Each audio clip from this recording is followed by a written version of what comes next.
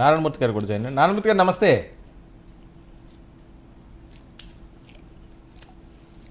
నమస్కారం. ఓకే, ఏం జరుగుతుందండి? ఏంటి లేఖల అంశం చూసారా మీరు?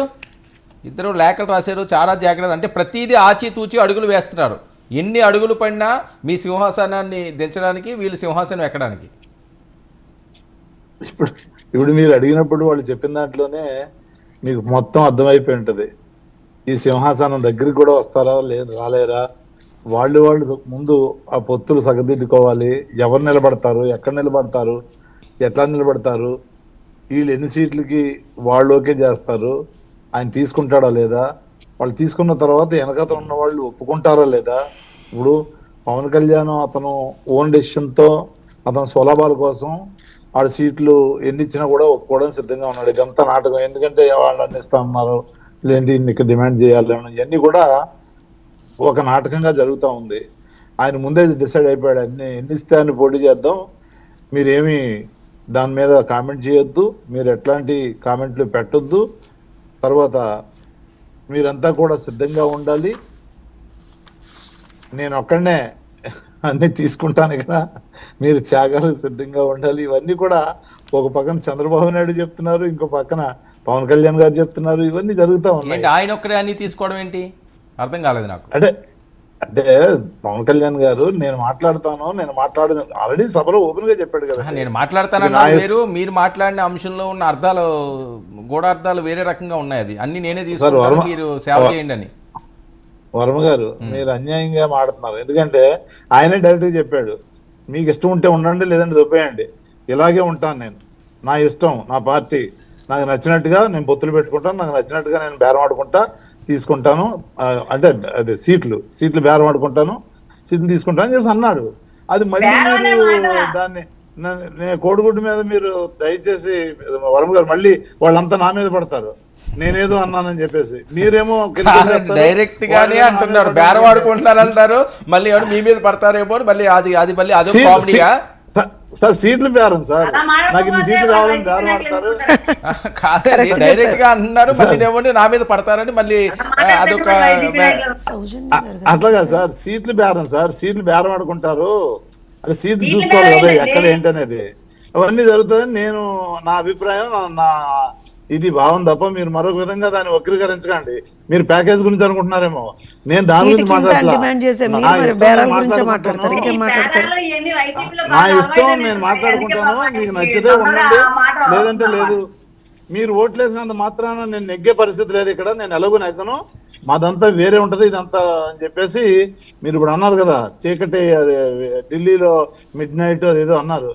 అట్లా నేను అవన్నీ చెప్పట్లేదు, మీరు అన్నదే చెప్తున్నా సుమా. మళ్ళీ నా మీద తొయ్యకండి నేను ఈ మిడ్ నైట్ కలిసాడని, లేదా కలవలేదని, కలిస్తే అసలు ఫోటోలు కూడా వచ్చాయని, ఇవన్నీ సోషల్ మీడియాలో వాళ్ళు పెట్టుకున్నాయి, నాకు సంబంధం లేదు. ఇది నేనైతే ఒక సోషల్ మీడియాలో పెట్టలా, ఎక్కడ మాట్లాడలేదు కూడా.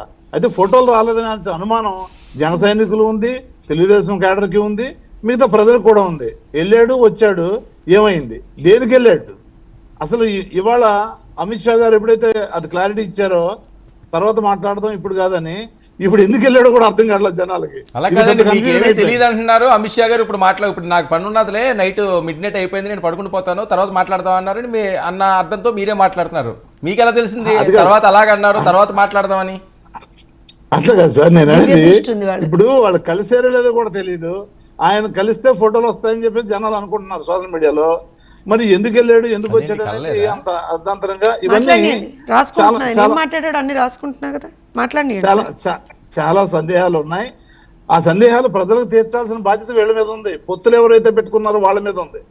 ఇది ఎవరి మీద ఉంటుందంటే, పొత్తులతో పోదాము అని చెప్పేసి అనుకుంటున్న వాళ్ళు, ప్రజలకు ఇష్టం లేకపోయినా, వాళ్ళ కార్యకర్తలకు ఇష్టం లేకపోయినా, ఎవరైతే పొత్తులతో పోతున్నారో వాళ్ళ మీద ఉంది. అది నివృత్తి చేయాల్సిన అవసరం ఉంది. ఎందుకంటే వాళ్ళ కార్యకర్తను సాటిస్ఫై చేయాలి కదా ముందు, తర్వాత ప్రజల వరకు వెళ్తారు. ముందు కార్యకర్తను సాటిస్ఫై చేయాలి. కార్యకర్తలు ఆందోళనలో ఉన్నారు, భయాందోళనతో ఉన్నారు, మా జీవితాలు ఏమైపోతాయి రేపు పొద్దున, వీళ్ళు ఎలా చేస్తున్నారు, వాళ్ళ స్వార్థాల గురించి మాత్రమే వాళ్ళు పోతా ఉన్నారు. తెలుగుదేశం ఎవరన్నా మాట్లాడుతున్నారా మీతోటి రెగ్యులర్ గా ఇలాగా? వాళ్ళ ఆందోళన, వాళ్ళ ఆవేదన వాళ్ళ పార్టీలో ఉన్నట్టు చెప్తున్నారు, మీరు వేరే పార్టీలో ఉండి? సార్ సోషల్ మీడియాలో మీరు చూడరా సార్? నేను కూడా అప్పుడప్పుడు సోషల్ మీడియా చూస్తూ ఉంటాను. ఎందుకంటే వాళ్ళ అకౌంట్లు తెలుస్తాయి కదా మనకి, కలర్ అదే తెలిసిపోద్ది కదా. సో అక్కడ చూసేటప్పుడు అవన్నీ తెలుస్తాయి. తెలిసినప్పుడు ఏంటంటే ఆ కామెంట్లు వాళ్ళకి వాళ్ళే కొట్టుకుంటా ఉన్నారు, వాళ్ళకి వాళ్ళే తిట్టుకుంటా ఉన్నారు. చివరికి చంద్రబాబు కూడా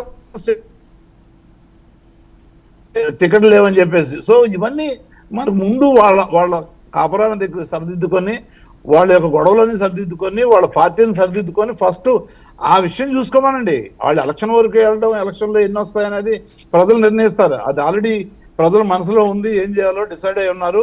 ముందు ఈ ఈ కథా కార్యక్రమాలు చూడమనండి. ఎందుకంటే ఇవాళ ఎవడు టికెట్ ఇస్తే ఇంకోటి కాలు పట్టుకొని లాగేయాలని వాళ్ళు రెడీగా ఉన్నారు. అటు జనసేన వాళ్ళు కానీ, ఇటు తెలుగుదేశం వాళ్ళు కానీ రెడీగా ఉన్నారు. ఓకే, మన పెద్ద ఆయన బీజేపీ వారు వాళ్ళు వేచి చూస్తా ఉన్నారు. వాళ్ళు ఎందుకంటే వాళ్ళది ఎందుకంటే నాకు 380 దాటిపోతాయని ప్రధానమంత్రి గారు అంటున్నారు. సో ఇవన్నీ నిశ్చితంగా పరిశీలిస్తూ ఉన్నారు. ఇక్కడ చంద్రబాబు నాయుడు గారు కలిసారో లేదో మరి తెలియదు, ఏదో సోషల్ మీడియాలో అది ఇది అంటున్నారు. జగన్మోహన్ రెడ్డి గారు కలిసారా మొన్న? గంటన్నర TV9 మీ టీవీలో కూడా చూశాను. గంటన్నర ప్రధానమంత్రి గారు మన రాష్ట్ర ప్రయోజనాలు, రాష్ట్ర ప్రాజెక్టులు, రాష్ట్రానికి కావాల్సిన బకాయిలు కాదండి, వాటర్ బడ్జెట్ అయిపోయిన తర్వాత ఇంకా ప్రయోజనం ఏంటి? ముందు వెళ్తే బాగుండేమో కదా. కలుస్తూనే ఉన్నారు కదండి. ముందేంటి అసలు మనం జగన్మోహన్ రెడ్డి గారు ప్రతిసారి వెళ్ళినప్పుడు కూడా మీరు ఎట్లా మొండి పట్టుతూ ఉండడం కరెక్ట్ కాదు, మా రాష్ట్రానికి కావాల్సిన ఇవ్వాల్సిందే అని చెప్పేసి వాళ్ళు కూడా ఇస్తా ఉన్నారు. కొద్ది గొప్ప ఇవ్వాల్సినవి కూడా ఉన్నాయి, అవన్నీ కూడా అవన్నీ క్లియర్ అయిపోతాయా ఎన్నికల లోపు? క్లియర్ చేయాల్సిన అవసరం ఉంది. ఇస్తారని ఆశతో ఉన్నాం. ఎందుకంటే అది మన కోసం కాదు కదా, మన ప్రజల కోసం, మన రాష్ట్రం కోసం, మీకోసం నా కోసం అయితే. లేకపోతే ఈసారి మీకు 18 సీట్లు వస్తున్నాయని ఏవో వస్తున్నాయి కదా, ఏమైనా హెచ్చరించి వచ్చారా? 25కి 25 పార్లమెంట్లు వస్తున్నాయి, 175 అసెంబ్లీలు గెలుస్తున్నాయి. అప్పుడే 7 ప్రాంతాల్లో జనసేన బలంగా ఉందట. బలంగా కనిపిస్తుంది. అది వాపు, అది బలుపు కాదు. వాపుని చూసి బలుపు అని కూడా తప్పలేదు. ఇప్పుడు 2014లో వాపు అనుకున్న వాళ్ళు కూడా ఒక సీటు కూడా నెగల 19లో. సో ఇవన్నీ జరుగుతూ ఉన్నాయి కాబట్టి ఆయన ఎక్కడ పోటీ చేస్తాడు ముందు కన్ఫ్యూజన్ లో ఉన్నాడు. పోటీ చేయాలా వద్దా, పోటీ చేస్తే మళ్ళీ పరుగు పోద్దేమో భయం, ఆందోళన. ఒక పక్కనేమో కార్యకర్తలు ఇది ఎక్కడికి వాళ్ళరా బాబు, వీళ్ళు ఎన్ని సీట్లు పడేస్తారు, మనోడు ఏమనంటే తల ఊపుతున్నాడు, తల తోక ఊపుకుంటూ వచ్చేస్తున్నాడు, మన పరిస్థితి ఏంటని వాళ్ళు కార్యకర్తలు. ఈయనేంటి ఎక్కడ పోటీ చేస్తే ఎక్కడ ఓడిపోతావు అని చెప్పేసి ఆయన ఆందోళన. మొత్తం మీద ఆందోళన అనేది కామనం. లీడర్లోనా, క్యాడర్లోనా, లేదంటే కార్యకర్తల్లోనా పక్కన పెడితే ఆయన వింటున్నానండి. ఆయన పాపం అంత గట్టిగా మాట్లాడుతున్నారు, ఎంత మేకపోతు గంభీర్యంతో మాట్లాడుతున్నారు మా నారాయణమూర్తి గారు అని చెప్పి వింటున్నాను. ఎందుకో చెప్తా వినండి. అబద్ధం చెప్పినా అతికినట్టు ఉండాలండి. దౌర్భాగ్యం ఏంటంటే పోటీ చేయడానికి ఎంపీ క్యాండిడేట్ లేరు అక్కడ. వాళ్ళు అనౌన్స్ చేసినటువంటి క్యాండిడేట్లేమో అయ్యో బాబోయ్ నువ్వు వద్దు నాయన, నీ టికెట్ వద్దు నాయన, బాబోయ్ అని దండం పెట్టి వాళ్ళు వెళ్ళిపోతున్నారు పార్టీ నుంచి. అలానే ఉన్న ఆల్రెడీ క్యాండిడేట్లు ఎవరైతే అనౌన్స్ చేశారో వాళ్ళ పార్టీ నుంచి వెళ్ళిపోతున్నారు. వీళ్ళంటే 25కి 25గా ఏం మాట్లాడతారు సార్? అసలు ఇంత అవగాహన రాహిత్యంతో ఎలా మాట్లాడగలుగుతున్నారు సార్ మీరు? ఎంత అవగాహన రాహిత్యం మీకు, ఎంత అవగాహన రాహిత్యం అసలు మీకు? సీటుకి ఇంత అని చెప్పి డిమాండ్ చేసే మీరు వచ్చి సీటుకి ఇంత అని చెప్పి డిమాండ్ చేశారని చెప్పి మీ పార్టీలో ఉన్నటువంటి నాయకులే బయటకు వచ్చి మాట్లాడుతుంటే మీరు ఇవాళ వచ్చి పక్క పార్టీల గురించి మాట్లాడతారా? మీ పార్టీలో కంటెస్ట్ చేయడానికి క్యాండిడేట్ లేరు సార్. ఎంపీలుగా అనౌన్స్ చేసిన వాళ్ళు నువ్వు వద్దు నాయన, నీ టికెట్ వద్దు నాయన అని పార్టీ నుంచి బయటకు వచ్చారు సార్. ఎందుకు సార్ ఎన్ని రోజులు మేకపోతు గాంభీర్యాలు? వదిలేయండి సార్. ఆ ఫ్రస్ట్రేషన్ లో ఆ జగన్మోహన్ రెడ్డి గారేమో నేషనల్ మీడియా ముందర మన పరువు తీస్తాడు. ఒక 2 ముక్కలు పీవీ గారి గురించి మాట్లాడమంటే విజయసాయి రెడ్డి వెళ్ళి టాక్ అన్నాడు. ఆఖరికి వాళ్ళు అన్నారు నాయన నెక్స్ట్ విజయసాయి రెడ్డి నా చీఫ్ మినిస్టర్ అని కూడా అడిగేటువంటి పరిస్థితి తీసుకొచ్చారు. ఏంటి సార్ ఇది? ఎందుకు సార్ రాష్ట్ర పరువుని కేంద్రంతో సహా అంటే ఎక్కడికి వెళ్ళినా రాష్ట్ర పరువుని బజార్ చేస్తున్నారు మీరు? ఇవాళ ఒకటే అడుగుతున్నాం మేము, సోషల్ మీడియా వేదికగా వచ్చిన వాటి గురించి వీళ్ళు మాట్లాడతారా? సోషల్ మీడియా వేదికగా వచ్చిన వాటి గురించా? సోషల్ మీడియాలో హైయెస్ట్ గా ఇన్ఫ్లుయెన్సర్లని హైర్ చేసుకొని బాజాప్తా బయటకు వచ్చి సజ్జల భార్గవ రెడ్డి చెప్పాడు, సోషల్ మీడియాని మేము కమాండ్ చేస్తున్నాం, సోషల్ మీడియాలో మేము ఎంత ఏమంటారంటే అరాచకం సృష్టించాలో అంత అరాచకం సృష్టిస్తాం అని ఇంతమంది ఇన్ఫ్లుయెన్సర్లను మేము ఇన్స్టాగ్రామ్ లో పెట్టుకున్నాం, ఇన్ని యూట్యూబ్ ఛానల్ పెట్టుకున్నాం అని చెప్పి సజ్జల భార్గవ రెడ్డి చెప్పాడు సార్. ఎందుకు సార్ మర్చిపోతారు? ఎందుకు సార్ మర్చిపోతారు? ఊరికే అటు చంద్రబాబు నాయుడు గారి మీద, పవన్ కళ్యాణ్ గారి మీద పడి ఏడవడం తప్పించి నిజంగా మీ పార్టీలో సార్ ఇప్పుడు నేను విషయం చెప్తా వినండి సార్. నవరత్నాలు మేనిఫెస్టో రావట్లేదట. జగన్ రెడ్డి గారి ఎవరు పాదయాత్ర రావట్లేదట. మొత్తం కలిపి మీరు ఇచ్చినటువంటి హామీలు 730 హామీలు, అందులో 85% మీరు కంప్లీట్ చేయలేదు సార్. ఏ మొహం పెట్టుకొని ఓట్లు అడుగుతారు చెప్పండి? ఏ మొహం పెట్టుకొని ఓట్లు అడుగుతారు మీరు? ఏ మొహం పెట్టుకుని ఓట్లాడుతారు చెప్పండి? 99% సంపూర్ణ మద్యపాన నిషేధం గాలికి వదిలేశారు, సిపిఎస్ రద్దు గాలికి వదిలేశారు. ఇలా మీరు తీసుకుంటూ పోతే కరెంట్ ఛార్జీల తగ్గింపు కానీ అన్ని గాలికి వదిలేశారు. 9 సార్లు కరెంట్ ఛార్జీలు పెంచారు సార్.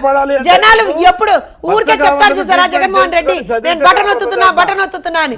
జనాలు వెయిట్ చేస్తున్నారు. నారాయణ మూర్తి గారు వెయిట్ చేస్తున్నారు. ఈసారి జనాలు బటన్ ఒత్తడానికి వెయిట్ చేస్తున్నారు. గుర్తుపెట్టుకోండి. మేనిఫెస్టో ఇస్తాను, మీరు చదవండి. ఎందుకంటే పచ్చగాను ట్రీట్మెంట్ చేయించుకొని చదివితే చదివితే కనపడదంట. ఎవరు నేను మీకు చెప్తా sir, on record sir, on record. మీరు పాదయాత్రలో వినండి, మీరు పాదయాత్రలో ఇచ్చినటువంటి మొత్తం హామీలు 480. మీరు పాదయాత్రలో ఇచ్చిన మొత్తం హామీలు 480. అందులో మీరు పూర్తి చేసినవి ఏమంటారు అని అంటే 3 హామీలు మాత్రమే. 3 పూర్తి చేశారు.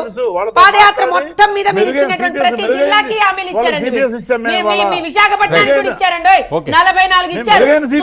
అందులో వీళ్ళు అమలు చేసినవి ఏం మాట్లాడతారు సార్? అందుకే చెప్పా అబద్ధం చెప్పినా అతికినట్టు ఉండాలి సార్ అని. అందుకే చెప్పా సార్ అబద్ధం చెప్పినా అతికినట్టు ఉండాలి సార్. అబద్ధం చెప్పినా అతికినట్టు ఉండాలి. ఎందుకండి సౌజన్య గారు చూస్తారు, ఎంత మోసం చేయాలని చూస్తారు. రైట్ సౌజన్య గారు, రైతులు మోసం చేయాలి. సౌజన్య గారు ఎందుకండి నారాయణమూర్తి గారిని అంత భయపెడుతున్నారు? ఆయన పాపం నాకేం తెలియదండి, నా మీద పడతారు